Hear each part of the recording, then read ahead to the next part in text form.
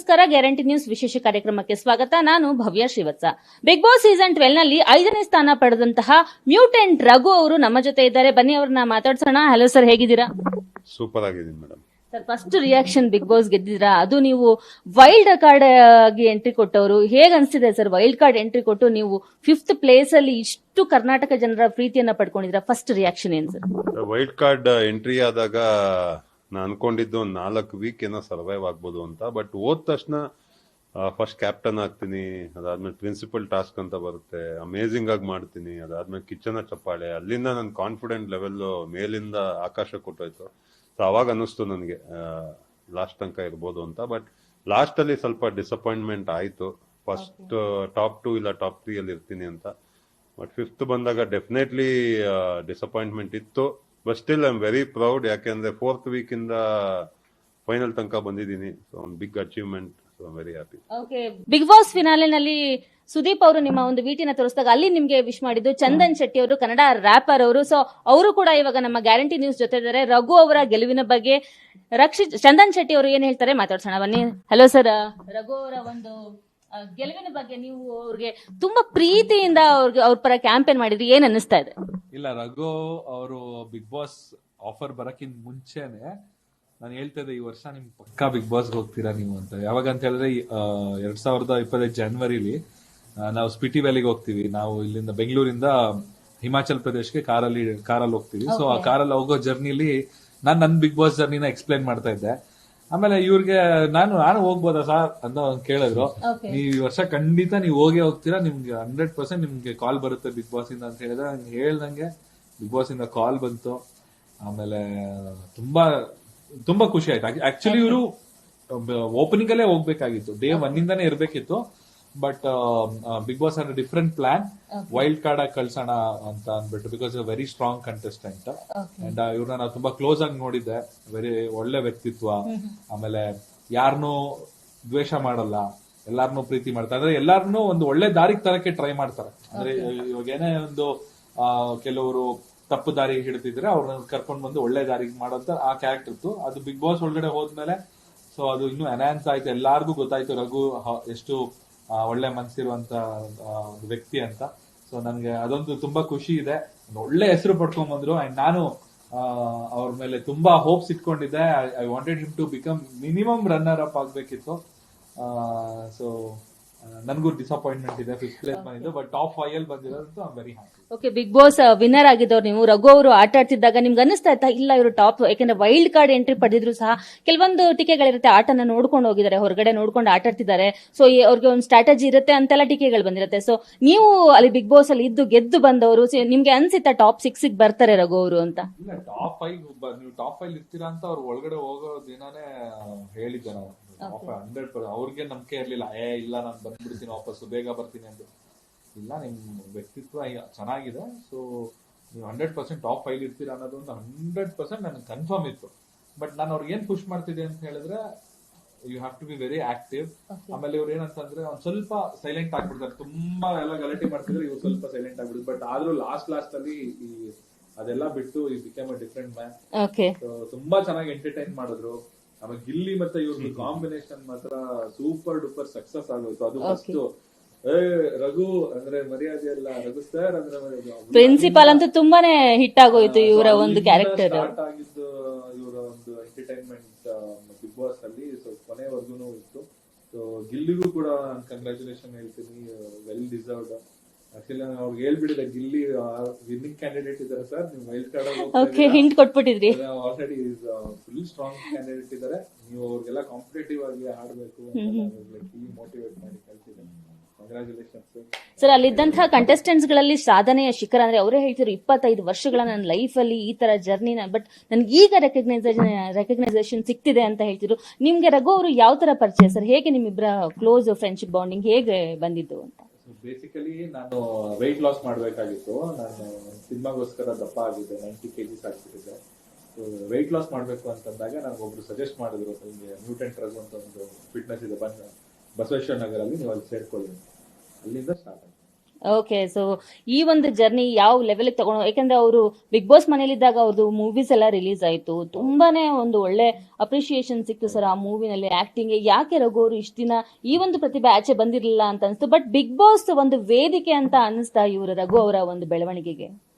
ಅವ್ರಿಗೆ over all ವ್ಯಕ್ತಿತ್ವದ perception ಅಲ್ಲಿ ನೋಡ್ತು ಅಂತಂದ್ರೆ ಈಗ ವೆರಿ ಗುಡ್ ನೇಮ್, ದೊಡ್ಡ ಫ್ಯಾನ್ ಫಾಲೋಯಿಂಗ್ ಇದೆ. ಅವ್ರಿಗೆ ಗೊತ್ತಿಲ್ಲ ಹೌದೌದು, ಆಕ್ಚುಲಿ ಇನ್ನು ಬಿಗ್ ಬಾಸ್ ಮನೆ ಒಳಗಡೆನೆ ಇದ್ದಂಗಿದ್ದಾರೆ, ಇನ್ನು ಹೊರಗಡೆ ಪ್ರಪಂಚಕ್ಕೆ ಇನ್ನು ಬಂದಿಲ್ಲ. ಬಂದಾಗ ಗೊತ್ತಾಗುತ್ತೆ ಇವ್ರಿಗೆ ಎಷ್ಟು ಫ್ಯಾನ್ಸ್ ಆಗಿದ್ದಾರೆ. ಇವಾಗ ಹೊರಗಡೆ ಹೋದ್ರೆ ಜನ ಹಿಂಗ್ ಸೆಲ್ಫಿಗಳು ಕೇಳ್ತಾರೆ ಅನ್ನೋದು. ಇವಾಗ ಅವ್ರು ಇನ್ನೂ ಹೋಗಿ ಹೊರಗಡೆ ಎಕ್ಸ್ಪೀರಿಯನ್ಸ್ ಮಾಡ್ಬೇಕು. Welcome to the real world. So ಒಳ್ಳೇದಾಗಿ. Okay okay sir, in last ಆಗಿ ನಾನು ಹೇಳೋದು, ಅವರ ಒಂದು ಕ್ಯಾಂಪೇನ್ ಯಾವ ರೀತಿ ಮಾಡಿದ್ರಿ ನೀವು? ಯಾಕಂದ್ರೆ ನೀವು ವಿಟಿನಲ್ಲೂ ಸಹ ನೀವು ಕಾಣಿಸ್ಕೊಂಡ್ರಿ, ಅವರ ಒಂದು ಕ್ಯಾಂಪೇನ್ ಹೇಗಿತ್ತು ಆ ಒಂದು ಅನುಭವ ಅಂತ? ಮಸ್ತ್ ಅದು. ಅಂದ್ರೆ ನಮ್ಮ ಒಂದು ಫ್ರೆಂಡ್ಸ್ ಆದ್ಮೇಲೆ ಒಂದು ಬೇಸಿಕ್ ಆಗಿ ಅಷ್ಟು ಮಾಡ್ಲೇಬೇಕಾಗುತ್ತೆ. ನನ್ನ ಫ್ಯಾನ್ಸ್ ಅಸೋಸಿಯೇಷನ್ಗಳು, ನನ್ನ ಟೋಟಲ್ ಟೀಮ್ ತುಂಬಾ ಕಷ್ಟಪಟ್ಟಿದ್ದಾರೆ. ಪ್ರತಿ ದಿನಾನು ಪೋಸ್ಟ್ ಗಳು ಹಾಕ್ತಾ ಇದ್ರು, ಪ್ರತಿ ವಾರನೂ ಪೋಸ್ಟ್ ಗಳು ಹಾಕಿ ಸಪೋರ್ಟೆಡ್ ಸೋ ಮಚ್. ಎಲ್ಲ ವೋಟ್ ಮಾಡಿದಂತ ನನ್ನ ಫ್ಯಾನ್ಸ್ ಗಳು, ರಘು ಅವ್ರಿಗೆ ವೋಟ್ ಮಾಡಿದವ್ರಿಗೆ ತುಂಬಾ ತುಂಬಾ ತುಂಬಾ. ಓಕೆ, ಇಷ್ಟೊಂದೆಲ್ಲ ಕಷ್ಟಪಟ್ಟಿದ್ದೀರಾ ರಘು ಅವ್ರಿಗೋಸ್ಕರ. ಅವ್ರ ಬಾಯಲ್ಲಿ ನಿಮ್ಮ ಬಗ್ಗೆ ಒಂದು ಕೇಳುವಂತಹ ಮಾತು, ಚಂದನ್ ಶೆಟ್ಟಿ ಅವ್ರ ಬಗ್ಗೆ ನಿಮ್ಮ ಒಂದು ಚಂದನ್ ಶೆಟ್ಟಿನ ಆಕ್ಚುಲಿ ನಾನು ನಮ್ಮ ವೈಫ್ ನಮ್ಮ ಫ್ಯಾಮಿಲಿ ತರಾನೇ ಟ್ರೀಟ್ ಮಾಡೋದು, ನಮ್ಮ ಬ್ರದರ್ ತರ. So, ಅಂತ ಒಂದು ಬಾಂಡೇಜ್. ನಾವು ಚಂದನ್ ಶೆಟ್ಟಿ ಅವರು ಮತ್ತೆ ವೈಫ್ ಅವರು ಮೈಸೂರವ್ರು ವಿಲ್ಲಾ ಇದೆ, ಅಲ್ಲಿ ಕುತ್ಕೊಂಡು ಮಾತಾಡ್ತಾ ಇದ್ವಿ ನಾವು ಆಕ್ಚುಲಿ ಬಿಗ್ ಬಾಸ್ ಮನೆ ಬಗ್ಗೆ ಹೆಂಗೆ ಏನು ಅಂದ್ರೆ. ಇವರು ಆಲ್ರೆಡಿ ಡಿಸೈಡ್ ಆಗ್ಬಿಟ್ಟಿದ್ರು ನಾನು ಹೋಗಿದ್ದೀನಿ ಅಂತ. ನಾನ್ ಚಾನ್ಸೇ ಇಲ್ಲ, ಹೋಗಲ್ಲ ನಾನು, ನನ್ನನ್ನೇ ಕರೀತಾ ಬಿಗ್ ಬಾಸ್ ಮನೆಯಲ್ಲಿ ಅಂತ ನಾನು. ಸೊ ಅದ್ ಹೆಂಗಾಗೋಯ್ತು ಅಂದ್ರೆ, ಇವಾಗ ತಾನೇ ಬಂದ ತಕ್ಷಣ ಅದೇ ಮಾತಾಡಿದೆ, ಏನ್ ಸರ್ ಅವತ್ ಮಾತಾಡಿದ್ದು ರಿಯಲ್ ಆಗೋಯ್ತಲ್ಲ ಇದು ಅಂತ. ಅಂದ್ರೆ ಮ್ಯಾನಿಫೆಸ್ಟ್ ಅಂತಾರಲ್ಲ, ಆ ಮಾತಾಡಿದ್ದು ನಿಜ ಆಗೋಯ್ತು. ಸೊ ಇವರು ಆಕ್ಚುಲಿ ಹೋಗೋ ಮುಂಚೆ ನಂಗೆ ತುಂಬಾ ಒಂದು ಕಾನ್ಫಿಡೆಂಟ್ ತುಂಬಿದ್ಲು. ಸರ್ ಹಿಂಗಿರ್ಬೇಕು, ಹಂಗಾಡಿ ಹಿಂಗಾಡಿ ಅವ್ರ ಎಕ್ಸ್ಪೀರಿಯನ್ಸ್ ಹೇಳಿದ್ರು. ಬಟ್ ಇನ್ನೊಂದೇನು ಅಂದ್ರೆ ಎವ್ರಿ ಸೀಸನ್ ಇಸ್ ಡಿಫ್ರೆಂಟ್. ಯಾಕಂದ್ರೆ ಅವರು ಸಿಗೋ ಕಂಟೆಸ್ಟೆನ್ಸೇ ಬೇರೆ, ನಮಗ್ ಸಿಗೋದೇ ಬೇರೆ. ಅಂಡ್ ನಾನ್ ಏನು ಪ್ಲಾನ್ ಮಾಡ್ಕೊಂಡು ಹೋಗೇ ಇಲ್ಲ, ನಾನ್ ಬ್ಲೈಂಡ್ ಆಗಿ ಹೋಗಿರೋದು. ಒಂದು 2 days ಮುಂಚೆ ನಂಗೆ ಕಾಲ್ ಬಂದಿದ್ದು, ಸೊ ನಂಗೆ ಟೈಮೇ ಸಿಗ್ಲಿಲ್ಲ. ಸೊ ಅಲ್ಲಿ ನಮ್ may be that is a plus point. ನಾನು ಪ್ರಿಪೇರ್ ಆಗಿ ಹೋಗಿಲ್ಲ, ಅಲ್ಲಿ ಹೋಗಿ ಏನ್ ಫ್ಲೋ ಅಲ್ಲಿತ್ತೋ ಫ್ಲೋ ಆಡ್ಕೊಂಡು ಹೋದೆ, ಎಲ್ಲೂ ಡೌನ್ ಆಗಿಲ್ಲ. ಎಸ್, ಅಲ್ಲಿ ಇಲ್ಲಿ ಡೌನ್ ಆಗ್ತಾ ಇದೆ ಎಮೋಷನಲಿ, ಯಾಕಂದ್ರೆ ಬಿಗ್ ಬಾಸ್ ಮನೇನೆ ಅದು. ಎಮೋಷನಲಿನೂ ಕೆಳಗಡೆ ಹಾಕತ್ತೆ, ಹ್ಯಾಪಿನೆಸ್ ಮೇಲ್ ಹಾಕತ್ತೆ. ಆಮೇಲೆ ಇನ್ನೊಂದು ನಾನು ಕೇಳ್ಬೇಕು, ನನಗೆ ಕೇಳ್ತಾ ಇದ್ರು ಫೋನ್ ಕೊಡಲ್ವಾ, ಕರೆಕ್ಟ್ ಆಗಿ ಊಟ ಕೊಟ್ರ ಸರ್? ಫೋನು ಅವ್ರು ನೋಡಿದ್ರೆ ಗೊತ್ತಾಗುತ್ತೆ, ಮಿನಿಮಮ್ ಒಂದು 20 kg ಲಾಸ್ ಆಗಿದ್ದಾರೆ ಅವರಂತೂ. ಹೋಗುವಾಗ ತುಂಬಾ ಒಂದು ದೈತ್ಯ ಆಕಾರ ರಘು ನಾವು ನೋಡಿದ್ದು, ಬರುವಾಗ ತುಂಬಾ ಸ್ಲಿಮ್ ಅಂಡ್ ಫಿಟ್ ರಘುನ ನೋಡಿದ್ವಿ. ಸೊ ಅಲ್ಲೇ ಗೊತ್ತಾಗುತ್ತೆ, ಖಂಡಿತ ನಿಮ್ಗೆ ಪ್ರೋಟೀನ್ ಸಿಗ್ತಿರ್ಲಿಲ್ಲ ಅಂತ ನೀವು ಸಹ ಹೇಳಿದ್ರಿ ಅಲ್ಲಿ. ಸೊ ನಿಮ್ಮಿಬ್ಬರ ಒಂದು ಫ್ರೆಂಡ್ಶಿಪ್ ಬಾಂಡಿಂಗ್ ಹಿಂಗೆ ಇರ್ಲಿ sir. Thank you so much Chandan ಅವರೇ, ನಿಮ್ಮ ಫ್ರೆಂಡ್ ಬಗ್ಗೆ ಬಂದು ನಮ್ಮ ಜೊತೆ ಮಾತಾಡ್ಲಿಕ್ಕೆ. ಸರ್, ಇನ್ನು ವೈಲ್ಡ್ ಕಾರ್ಡ್ ಎಂಟ್ರಿ ಆಗಿ ನೀವು ಬಿಗ್ ಬಾಸ್ ಮನೆಯೊಳಗೆ ಹೋದ್ರಿ. ನೀವೇ ಅಂದಿದ್ರಿ, ನಾವು 2 ದಿನನೂ ಕೂಡ ನನಗೆ ಪ್ರಿಪೇರ್ ಆಗಕ್ಕೆ ರೆಡಿ ಆಗಿರ್ಲಿಲ್ಲ ಅಂತ. ಸರ್, ಹೆಂಗ್ ಇರ್ಬೇಕು, ಹೆಂಗ್ ಆಟ ಆಡ್ಬೇಕು ಅಂತ ಅನ್ಕೊಂಡಿದ್ರಿ ಸರ್ ನೀವು? ನಾನು ಹೇಳ್ದಂಗೆ ನಾನು ಏನು ಪ್ರಿಪೇರ್ ಆಗಿರ್ಲಿಲ್ಲ. ಇದಕ್ಕಿಂತ ಮುಂಚೆ ಬಿಗ್ ಬಾಸ್ ಒಂದ್ ಎಪಿಸೋಡು ನಾನು ನೋಡೂ ಇಲ್ಲ, ಯಾವ ಸೀಸನ್ ನೋಡಿಲ್ಲ. And I was against Bigg Boss ಒಂದು ಸ್ಕ್ರಿಪ್ಟೆಡ್ ಶೋ, ಆಮೇಲೆ ಎಲ್ಲ ಸುಳ್ಳು ಅಂತ ಒಂದು ಮೈಂಡ್ ಸೆಟ್ ಅಲ್ಲೇ ಇದೆ. ಬಟ್ ಅಲ್ಲಿ ಹೋದ್ಮೇಲೆ ಗೊತ್ತಾಯ್ತು, ಬಿಗ್ ಬಾಸ್ ಸ್ಕ್ರಿಪ್ಟೆಡ್ ಅಲ್ಲ, ದಿಸ್ ಇಸ್ ರಿಯಲ್ ಕಿಂತ ಒಂದು ರಿಯಲಿಸ್ಟಿಕ್ ಫೀಲಿಂಗ್ ಅಂತಾರಲ್ಲ, ಅವಾಗ ಗೊತ್ತಾಯ್ತು ನನ್ಗೆ ಇಲ್ಲಿ ಏನು ಸುಳ್ಳಲ್ಲ, ನಾವಿಲ್ಲಿ ಏನ್ ಮಾಡ್ತೀವೋ ಅದೇ ಜನ ಆಚೆ ನೋಡೋದು. ಸೊ ಹೋದಾಗ ನೋಡಿ, ಇಮಿಡಿಯೇಟ್ ನಾನು ಎಂಟರ್ ಆದ ತಕ್ಷಣ ನಂಗೊಂದು ಕ್ಲಾಶ್ ಆಗತ್ತೆ. ಸೊ ನಮ್ಗೆ ಗೊತ್ತೇ ಇರಲ್ಲ ನಾನು ಜಗಳ ಆಡ್ತೀನಿ ಎಂಟರ್ ಆದ ತಕ್ಷಣ ಅಂತ. ಸೊ ಅದೇ ಬಿಗ್ ಬಾಸ್. ನಾವೇನು ಪ್ಲಾನ್ ಮಾಡ್ಕೊಂಡು ಹೋಗಕ್ಕೆ ಆಗಲ್ಲ. ಅಲ್ಲಿ ಎಷ್ಟೊಂದ್ ಜನ ಕಂಟೆಸ್ಟೆಂಟ್ಸ್ ಮುಂಚಿನ ಪ್ರೀವಿಯಸ್ ಎಪಿಸೋಡ್ಸ್ ಎಲ್ಲ ನೋಡಿ ಪ್ಲಾನ್ ಮಾಡ್ಕೊಂಡ್ ಬಂದು, ಬಟ್ ವರ್ಕೌಟ್ ಆಗಿಲ್ಲ. ಮೇ ಬಿ ನನ್ಗೆ ಅದೇ ಆಗಿದ್ದು ಪ್ಲಸ್. ನಾನು ಏನೂ ಪ್ರಿಪೇರ್ ಆಗಿರಲಿಲ್ಲ, ಒಳಗಡೆ ಹೋದೆ, ನನ್ನ ವ್ಯಕ್ತಿತ್ವ ಎಲ್ಲೂ ಬಿಟ್ಕೊಡ್ಲಿಲ್ಲ, ಅದೇ ಫ್ಲೋ ಅಲ್ಲಿ ಆಟ ಆಡ್ಕೊಂಡು ಹೋದೆ. ಯಾರು ಮಾತಾಡಿದಾಗ ವಾಪಸ್ ಮಾತಾಡಿದೆ, ಟಾಸ್ಕ್ ಬಂದಾಗ ಚೆನ್ನಾಗಿ ಆಟ ಆಡಿದೆ, ನಮ್ಮ ಮನೆ ಕೆಲಸ ಬಂದಾಗ ಮನೆ ಕೆಲಸ ಮಾಡಿದೆ, ಅನ್ನೆಸರಿ ಕೋಪ ಮಾಡ್ಕೊಂಡಿಲ್ಲ. ಮೇ ಬಿ ಅಲ್ಲೊಂದು ಪ್ಲಸ್ ಆಯ್ತು, ಯಾಕಂದ್ರೆ ಭಯಂಕರ ಕೋಪ ಆಚೆ ನನ್ಗೆ. ಅಂಡ್ ಇನ್ನೊಂದೇನು ಅಂದ್ರೆ, ಮೇ ಬಿ ನಾನ್ 30 ವರ್ಷ ಇರುವಾಗ ಹೋಗಿದ್ರೆ ಡಿಫ್ರೆಂಟ್ ರಘು ಆಗಿರ್ತಿದ್ನೇನೋ. ಇವಾಗ 45 years, ಒಂದು ಮೆಚುರಿಟಿ, ನಂಗೆ ಫ್ಯಾಮಿಲಿ ಇದೆ, ಮಗ ನೋಡ್ತಿರ್ತಾನೆ. ಸೊ ಅದೆಲ್ಲ ಒಂದು ಮೈಂಡ್ ಅಲ್ಲಿ ಇಟ್ಕೊಂಡಾಗ ನನ್ ಎಷ್ಟು ಬೆಸ್ಟ್ ಆಗುತ್ತೋ ಅಷ್ಟು ಬೆಸ್ಟ್ ಆ ಮನೆಗೆ ಕೊಟ್ಟೆ. ಅಂಡ್ ಆಚೆ ಬಂದಾಗ ಗೊತ್ತಾಯ್ತು, ಅದೇನ್ ಮಾಡಿದ್ನು ಅದು ಪಾಸಿಟಿವ್ ಆಯ್ತು. ಅಂಡ್ ಜನ ತುಂಬಾ ಪ್ರೀತಿ. ಫಸ್ಟ್ ವೀಕ್ ಅಲ್ಲಿ ಗಿಲ್ಲಿ ಅವ್ರು ತುಂಬಾ ಕ್ಲೋಸ್ ಆದ್ರು, ಸೆಕೆಂಡ್ ವೀಕ್ ಅಲ್ಲೆಲ್ಲ ಎಲ್ರು ಕ್ಲೋಸ್ ಆಗ್ತಾ ಬಂದ್ರು. ಅಶ್ವಿನಿ ಅವ್ರು ಇರ್ಬೋದು, ಎಲ್ರು ನಿಮ್ ಜೊತೆ ಬಂದ್ ಮಾತಾಡ್ತಿದ್ರು. ಅಂದ್ರೆ ನಿಮ್ಮ ಒಂದು ಆ ಒಳ್ಳೆತನ ಎಲ್ರು ಅಟ್ರಾಕ್ಟ್ ಮಾಡ್ತಾ ಇತ್ತು. RRR ತುಂಬಾ ಫೇಮಸ್, ರಕ್ಷಿತಾ, ರಘು ಅಂಡ್ ರಾಶಿಕಾ ಅವರು. ಸೊ ಈ ಬಾಂಡಿಂಗ್ ಬಗ್ಗೆ ಏನ್ ಹೇಳ್ತೀರಾ? ಅದೇ ಹೇಳ್ತಾ ಇದ್ದೀನಲ್ಲ, ಲೈಕ್ ಅವ್ರಿಗೇನೋ ನನ್ ಜೊತೆ ಮಾತಾಡಿದ್ರೆ they used to feel light. ಇವಾಗ ರಕ್ಷಿತಾನು ಅಷ್ಟೇ, ನೀವಂದ್ರೆ ತುಂಬಾ ಇಷ್ಟ, ನಿಮ್ ನೋಡೋದೇ ಖುಷಿ ಆಗುತ್ತೆ. ರಾಶಿಕಾನು ಅಷ್ಟೇ, ನನ್ನ ಹತ್ರ ಬಂದು ಮಾತಾಡೋರು. ಗಿಲ್ಲಿನೂ ಅದೇ ಹೇಳೋನು, ನಂಗ್ ಮನೆಯಲ್ಲಿ ನೀವ್ ಒಬ್ರೇ ಇಷ್ಟ, ನನ್ ಗೆಳೆಯ ಹಂಗೆ ಹಿಂಗೆ ಅಂತ. ಏನೋ ಅವರಿಗೆ ನನ್ನ ಹತ್ರ ಬಂದಾಗ maybe they used to feel good, ಅಂದ್ರೆ ಕೇಳಿಸ್ಕೊಂತಾ ಇದ್ದೆ. ಅಂಡ್ ಇನ್ನೊಂದೇನು ಅಂದ್ರೆ ಯಾವಾಗೂ ಗೇಮ್ ಬಗ್ಗೆ ಮಾತಾಡ್ತಾ ಇರಲಿಲ್ಲ. ಬೇರೆ ಕಂಟೆಸ್ಟೆಂಟ್ಸ್ ಯಾವಾಗೂ ಗೇಮ್ ಮಾತಾಡ್ಕೊಂಡು ಅದ್ರ ಬಗ್ಗೆನೆ ಸ್ಟ್ರೆಸ್ ಮಾಡ್ಕೊಂಡು, ನಾವಿಲ್ಲ, ಗೇಮ್ ಬಂದಾಗ ಗೇಮ್ ಬಗ್ಗೆ ಯೋಚನೆ ಮಾಡ್ತಾ ಇದ್ವಿ. ನಾವು ಮಾತಾಡುವಾಗ ಆಚೆ ವಿಷಯಗಳು ಮಾತಾಡ್ತಾ ಇದ್ವಿ. ಅದೊಂಥರ ಚೆನ್ನಾಗಿತ್ತು ಬಾಂಡಿಂಗ್ ನಮ್ದು, ನಂದು, ರಕ್ಷಿತಾದು, ಗಿಲ್ಲಿದೆಲ್ಲ.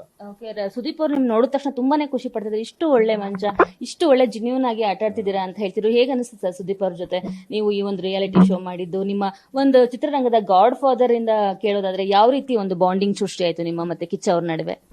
ಸುದೀಪ್ ಸರ್ನ ಯಾವಾಗೂ ಮೀಟ್ ಮಾಡ್ಬೇಕು ಅಂತ ಅನ್ಕೊಂತ ಇದ್ದೆ. ಬಟ್ ಇಷ್ಟು ಕ್ಲೋಸ್ ಆಗಿ ಅವ್ರ ಜೊತೆ ಎವ್ರಿ ವೀಕೆಂಡ್ ಮಾತಾಡೋದು. ಅಂಡ್ ನೆನ್ನೆ 5th ಪೊಸಿಷನ್ ಬಂದಾಗ ವಿಟಿ ಆದ್ಮೇಲೆ ಹೇಳಿದ್ರು, ಇಷ್ಟು ಒಳ್ಳೆ ವ್ಯಕ್ತಿತ್ವ ಇರೋ ಒಂದು ವ್ಯಕ್ತಿ ರಘು ಅವರು ಅನ್ನೋ ಫ್ಯಾಮಿಲಿಯವ್ರನ್ನ ಮೇಲ್ ಕರ್ಸೋದು. ಆಮೇಲೆ 4 ಸತೆ ಡನ್ ಗ್ರೇಟ್ ಜಾಬ್ ಅಂತ ಹೇಳೋದು. ತುಂಬಾ ಅಂದ್ರೆ ತುಂಬಾ ಖುಷಿ ಆಯ್ತು ಅವ್ರಿಗೂ. ಅಂಡ್ ಅವರು ಆ ತರ ಹೇಳ್ದಾಗ ನಮಗೂ ಖುಷಿ ಆಗತ್ತೆ. ಓಕೆ, ನಾವು ಬಿಗ್ ಬಾಸ್ ಮನೆಯಲ್ಲಿ ಏನೋ ಒಂದು ಸಾಧನೆ ಮಾಡಿದೀವಿ, ಇಂತ ಒಂದು ದೊಡ್ಡ ವ್ಯಕ್ತಿ ನಮ್ ಬಗ್ಗೆ ಹಿಂಗ್ ಹೇಳ್ಬೇಕು ಅಂದ್ರೆ ಅವ್ರು ಕೂಡ ನಮ್ಮಲ್ಲಿ ಏನೋ ನೋಡಿರ್ತಾರೆ, ಒಂದು ವ್ಯಕ್ತಿತ್ವ ಇಷ್ಟ ಆಗಿರುತ್ತೆ. ಇಲ್ಲ ಅಂದ್ರೆ ಅವರು ಹಂಗೆಲ್ಲ ಸುಮ್ನೆ ಅಪ್ರಿಶಿಯೇಟ್ ಮಾಡಲ್ಲ. ಅದ್ ನಂಗೆ ತುಂಬಾ ಖುಷಿ ಆಯ್ತು. ಸೊ ಸರ್ಗೆ ಡೈರೆಕ್ಟ್ ಆಗಿ ಕೇಳಿದೆ, ಸರ್ ನಿಮ್ ಮೂವಿಯಲ್ಲಿ ಏನಾದ್ರು ಚಾನ್ಸ್ ಸಿಕ್ಕಿದ್ರೆ ನೆಕ್ಸ್ಟ್ ಮೂವಿಯಲ್ಲಿ ಒಂದು ಚಾನ್ಸ್ ಕೊಡಿ. ಈ ಹಿಂದೆ ನೀವು ಮಾಡಿಲ್ವಾ ಸುದೀಪ್ ಸರ್ ಜೊತೆ? ಇಲ್ಲ, ಸುದೀಪ್ ಸರ್ ಜೊತೆ ಒಂದ್ ಮೂವಿನೂ ಮಾಡಲ್ಲ. ಬಟ್ ಇನ್ಮೇಲಿಂದ ಗ್ಯಾರಂಟಿ ಮಾಡೇ ಮಾಡ್ತೀನಿ. ನಂಗೆ ಕಾನ್ಫಿಡೆಂಟ್ ಇದೆ, ಸರ್ ನನ್ನ ಕರೀತಾರೆ. ನೆಕ್ಸ್ಟ್ ಏನ್ ಪ್ರಾಜೆಕ್ಟ್ ಇದೆ ಸರ್ ನಿಮ್ ಕೈಯಲ್ಲಿ? ಅಥವಾ ಬಿಗ್ ಬಾಸ್ ಮನೆಗೆ ಹೋಗೋಕ್ಕಿಂತ ಮುಂಚೆ ಯಾವ್ದಾದ್ರು ಫಿಲ್ಮ್ಸ್ ಒಪ್ಕೊಂಡಿದ್ರ? ಅದಕ್ಕೆ ಈಗ ಏನಾದ್ರು ನೀವು ಕಂಪ್ಲೀಟ್ ಮಾಡೋದಿದ್ಯಾ? ಅಥವಾ ಇನ್ಯಾವ್ದಾದ್ರು ಒಂದಷ್ಟು ಪ್ರಾಜೆಕ್ಟ್ ಗಳಿದ್ಯಾ ಸರ್? ನೆಕ್ಸ್ಟ್ ಏನು, ವಾಟ್ ನೆಕ್ಸ್ಟ್ ರಘು ಅಂತ? ಇವಾಗ ಬರೋ ಪ್ರಾಜೆಕ್ಟ್ ಅಲ್ಲಿ ಕೆಡಿ ಇದೆ, ಆಮೇಲೆ ಮುದೋಳ್ ಇದೆ. ಎರಡರಲ್ಲೂ ವಿಲನ್ ಆಗಿದ್ದೀನಿ. ಅಂಡ್ ಹೋಗೋ ಮುಂಚೆ ನನಗೆ 3-4 ಆಫರ್ ಸಿಕ್ಕಿತ್ತು, ಒಳ್ಳೊಳ್ಳೆ ತೆಲುಗು ಮೂವೀಸು. ಕಾಂತಾರದಲ್ಲಿ ಆಕ್ಟ್ ಮಾಡಿದ್ನಲ್ಲ, ಆ ವಿಡಿಯೋ ನೋಡಿ ನಂಗೆ ಕಾಲ್ ಬಂದಿತ್ತು. ಎಲ್ಲೂ ಕನ್ಫರ್ಮ್ ಡೇಟ್ ಕೊಟ್ಟಿರ್ಲಿಲ್ಲ ನಾನು. ಸೊ ನಾನೇನ್ ಅನ್ಕೊಂಡೆ, ಒಂದು 4 weeks ಅಲ್ಲಿ ವಾಪಸ್ ಬಂದ್ಬಿಡ್ತೀನಿ, ಆಮೇಲೆ ಬೇಕಾದ್ರೆ ಡೇಟ್ಸ್ ಕೊಡ್ತೀನಿ ಅಂದೆ. ಬಟ್ ನೋಡಿದ್ರೆ ಆಲ್ಮೋಸ್ಟ್ 100+ ಡೇಸ್ ಇದ್ದೆ. ನಮ್ಮ ಕಸಿನ್ ಹೇಳ್ತಾ ಇದ್ದ, ಅವ್ನ್ ಫೋನ್ ಹ್ಯಾಂಡಲ್ ಮಾಡ್ತಾ ಇದ್ದಾನೆ, ತುಂಬಾ ಮ್ಯಾನೇಜರ್ಸ್ ಕಾಲ್ಸ್ ಎಲ್ಲ ಬರ್ತಾ ಇತ್ತು ಅಂತ. ಸೊ ಇನ್ನ ಯಾವ ಕಾಲು ನಾನು ತಗೊಂಡಿಲ್ಲ.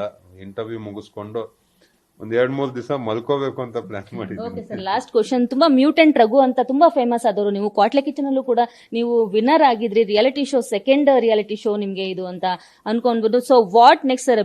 ಇಷ್ಟು ದಿನ ಮ್ಯೂಟೆಂಟ್ ರಘು ಅಂತ ಅನ್ಸ್ಕೊಂಡಿದ್ದವರು ಇಲ್ಲಿವರೆಗೂ ಒಂದು ಲೆಕ್ಕ, ಇನ್ ಮುಂದೆ ಬಿಗ್ ಬಾಸ್ ರಘು ಅಂತ ನಿಮ್ಗೆ ಅನ್ಸತ್ತ ಸರ್? ಬಿಗ್ ಬಾಸ್ ಮನೆ, ಬಿಗ್ ಬಾಸ್ ರಘು, ಆಮೇಲೆ ಕ್ವಾಟ್ಲೆ ಕಿಚನ್ ರಘು, ಮ್ಯೂಟೆಂಟ್ ರಘು ಎಲ್ಲ ಒಂದ್ ಕಡೆ. ಬಟ್ ಆ ವ್ಯಕ್ತಿತ್ವ ಇದೆಯಲ್ಲ, ನಾನೊಂದು 20-30 years ಇಂದ ಕ್ಯಾರಿ ಮಾಡ್ತಾ ಇದ್ದೀನಲ್ಲ, ಅದು ಯಾವತ್ತೂ ಚೇಂಜ್ ಆಗಿಲ್ಲ.